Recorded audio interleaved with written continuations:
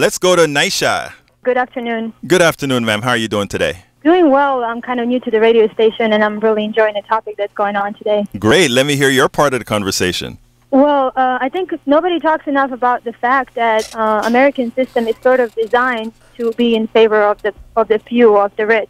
Right. When our founding fathers established the system, they looked at Greece and they said, okay, let's see how Greece has decided to set up their democracy, and they decided that when equality comes about, that they would reduce inequality. And Americans decided that when equality comes about, they'll reduce democracy, so that the poor can't come after the rich, with pitchforks. You know what? Expand on that concept. Nick Neishauer wrote an article about pitchforks that pretty much echoes exactly what you said.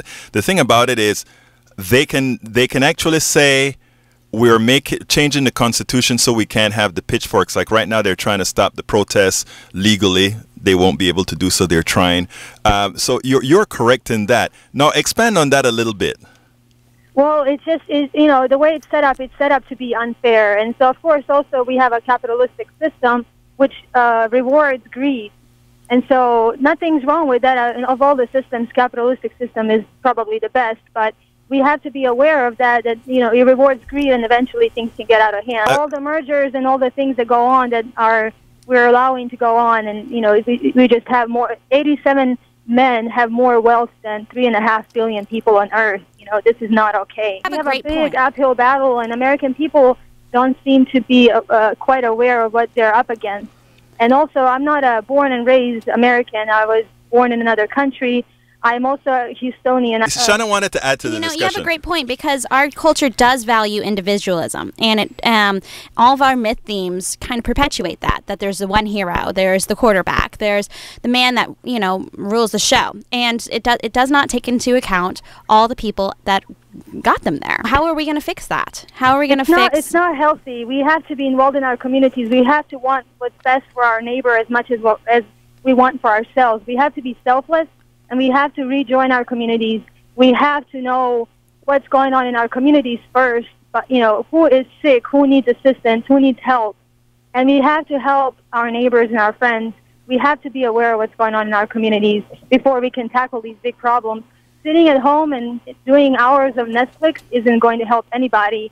But in the 60s, when Americans were at their best, what did the American system decide to do? Throw at us, shopping and entertainment so that we can go back to sleep. It's called bread and circus.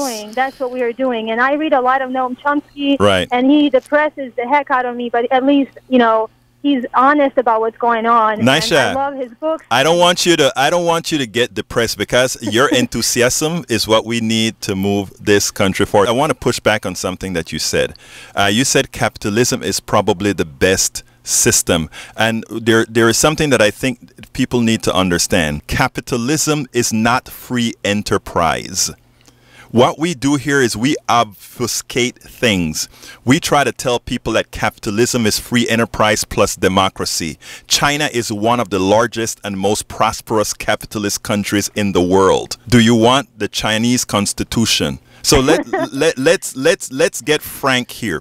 Capitalism, as implemented in the United States, is not the best system. You want a system, you start with free enterprise. A free enterprise system says, I have my own company and other people have their own companies. That's free enterprise. Capitalism is a gross device of greed by having people partake of other people's intellect and labor in the form of stocks, capital, to steal your worth. People have to understand what these things really are.